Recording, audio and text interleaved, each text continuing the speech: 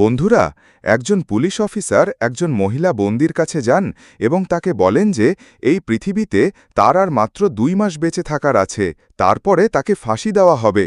যদি তোমার কোনো ইচ্ছা থাকে তাহলে আমাদের বলো, যাতে আমরা তোমার ইচ্ছা পূরণ করতে পারি। বন্দি এতে দুঃখিত বা বিচলিত ছিল না। হেসে বন্দি মহিলা পুলিশকে বলে, আমার শেষ ইচ্ছা হল যতদিন বেঁচে থাকব একজন কুমারী মেয়ের সাথে রাত কাটাবো। পুলিশ মহিলা এই কথা শোনার সাথে সাথেই হতবাক হয়ে যায়। কিন্তু এটা পূরণ করা সম্ভব নয়, পুলিশ মহিলা বলেন। আমরা কোনো কারণ ছাড়া কোনো মেয়েকে একজন বন্দির জন্য এমন কাজ করতে বাধ্য করতে পারি না। আবার বন্দি বলে, যদি তাই হয় তাহলে তুমি আমার ইচ্ছা পূরণ করছো না কেন? পুলিশ ভদ্রমহিলা একটু রেগে যান, কিন্তু নিজেকে শান্ত রাখেন এবং বলেন, আমি একজন পুলিশ অফিসার এবং একজন পুলিশ অফিসার কিভাবে একজন বন্দির সাথে এমন করতে পারে? পুলিশ মহিলা বন্দির কাছে আরেকটি ইচ্ছা জিজ্ঞাসা করে, কিন্তু বন্দি একই ইচ্ছা পূরণ করতে চেয়েছিল। বন্ধুরা, পুলিশ মহিলা কি সেই বন্দির শেষ ইচ্ছা পূরণ করেছিলেন? আজকের সত্য ঘটনাটি শোনার পর আপনার গা শিউরে উঠবে। চলো বন্ধুরা, দেরি না করে আজকের ঘটনাটি শুরু করা যাক। একজন পুলিশ মহিলা আছেন যার নাম সন্তোষী। তিনি পুলিশ অফিসার হিসাবে কাজ করার ১ বছরও পূর্ণ করেননি। তিনি তার থানার একজন ঊর্ধ্বতন পুলিশ অফিসার। তিনি একজন অত্যন্ত নির্ভীক এবং সাহসী মহিলা পুলিশ। তিনি তার এলাকায় যারা অন্যায় করত তাদের খুঁজে বের করে থানায় পাঠাতেন। একদিন পুলিশ মহিলা খবর পান যে একটি গ্রামে কেউ তার মাকে হত্যা করেছে। পুলিশ মহিলা তথ্য পাওয়ার সাথে সাথেই তিনি তৎক্ষণাৎ সেই স্থানে পৌঁছান। যখন সে সেখানে তাকাল, সে দেখতে পেল একজন মা মাটিতে পড়ে আছেন এবং তার সামনে প্রায় ২১ বছর বয়সী একটি ছেলে দাঁড়িয়ে তার মায়ের দিকে তাকিয়ে আছে এবং তার হাতে একটি বড় লাঠি। পুলিশ মহিলা ছেলেটিকে তার হাত থেকে লাঠিটি ফেলে দিতে এবং আমাদের সাথে থানায় আসতে বলেন। ছেলেটি তার হাত থেকে লাঠিটি ফেলে দেয় এবং পুলিশ মহিলা তাকে গ্রেপ্তার করে থানায় নিয়ে যায়। পুলিশ মহিলাকে ২৪ ঘণ্টার মধ্যে আইনজীবীর অফিসে পৌঁছাতে হয়েছিল। পুলিশ মহিলা ছেলেটিকে কয়েক ঘণ্টা থানায় রাখেন। পুলিশ মহিলা সেই সময় ছেলেটিকে কিছু বলেন না। কয়েক ঘণ্টা পরে ছেলেটিকে আইন অফিসে ভর্তি করা হয়। সেখানে ছেলেটির নাম জিজ্ঞাসা করা হয়। ছেলেটি তার নাম অমিত বলে। তারা তাকে তার ভুল সম্পর্কে জিজ্ঞাসা করতে শুরু করে, কিন্তু অমিত কোনো উত্তর দেয় না এবং তারপর তারা তার জন্য মৃত্যুদণ্ড ঘোষণা করে। এই কথা শুনে অমিত ভয় পায় না। অমিতের হাতে কয়েক মাস সময় আছে। পুলিশ মহিলা অমিতকে খানায় নিয়ে যায় এবং একটি ঘরে আটকে রাখে।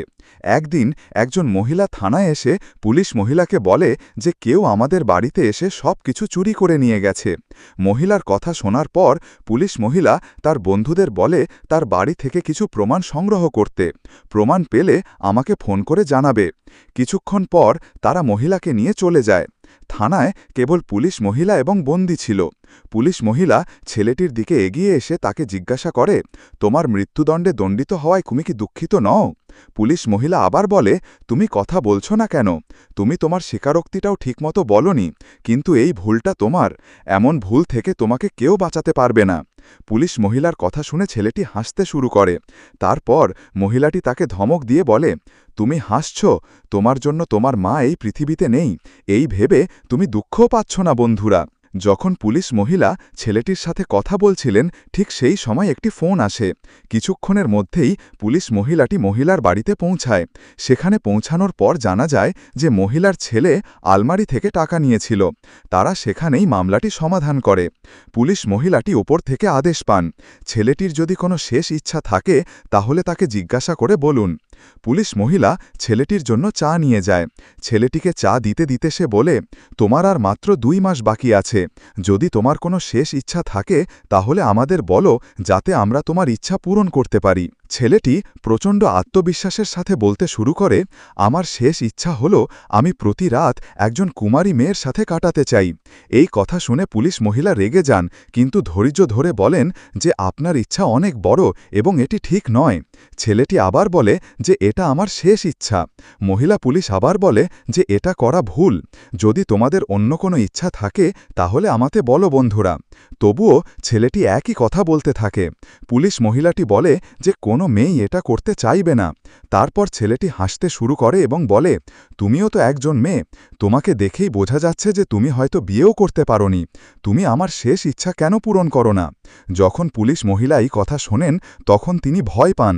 পুলিশ মহিলা চাননি যে এই কাজে অন্য কোনো মেয়ে ব্যবহার করা হোক। পুলিশ মহিলা ছেলেটিকে বলেন যে তিনি রাতে তার সাথে দেখা করবেন এবং সেখান থেকে চলে যান। রাত হলেই মহিলা পুলিশ তার পোশাক পরিবর্তন করে ছেলেটির কাছে পৌঁছায়। মহিলা পুলিশ শাড়ি পরা ছেলেটির কাছে যায়। ছেলেটি তাকে দেখে খুশি হয়।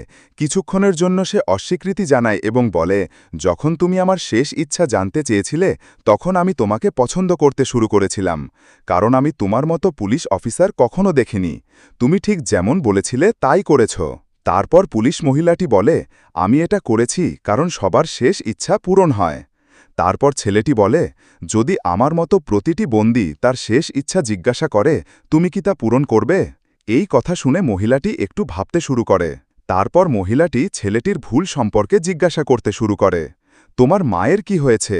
তুমি কি সব করেছ? তারপর ছেলেটি বলে, আমি আমার নিজের মায়ের সাথে এটা কিভাবে করতে পারি? আমি মাকে বাঁচানোর জন্য লাঠি তুলে নিলাম, কিন্তু ততক্ষণে অনেক দেরি হয়ে গেছে। তারপর পুলিশ মহিলা ছেলেটিকে বিস্তারিত জিজ্ঞাসা করতে শুরু করে। ছেলেটির কথা শোনার পর পুলিশ মহিলা তাকে সাহায্য করে। সে আবার অমিতকে আইনজীবীর কাছে নিয়ে যায়। সেখানে অমিত তাকে যা ঘটেছিল তা সব খুলে বলে। সে অমিতকে জিজ্ঞাসা করে, তুমি সেদিন আমাকে কেন বলনি? অমিত বলে, সেদিন আমি নার্ভাস ছিলাম। অমিতের ফাঁসি হওয়ার কথা ছিল, কিন্তু সঠিক সময়ে একজন মহিলা পুলিশ অমিতকে সাহায্য করে। কয়েক মাস পর অপরাধী ধরা পড়ে এবং একই শাস্তি দেওয়া হয়। পুলিশ মহিলা এবং অমিতের কিছুদিনের মধ্যেই বিয়ে হয়ে যায়। যদিও পুলিশ মহিলাটি অমিতের চেয়ে 3 বছরের বড় ছিল, তবুও অমিত তাকে বিয়ে করে। আমার প্রিয় বন্ধুরা, এই ঘটনাটি এখানেই শেষ। যদি আমাদের ভিডিওগুলি আপনার ভালো লাগে তাহলে চ্যানেলটি সাবস্ক্রাইব করতে ভুলবেন না। শীঘ্রই অন্য একটি ভিডিওতে দেখা হবে। ততক্ষণ পর্যন্ত বিদায়।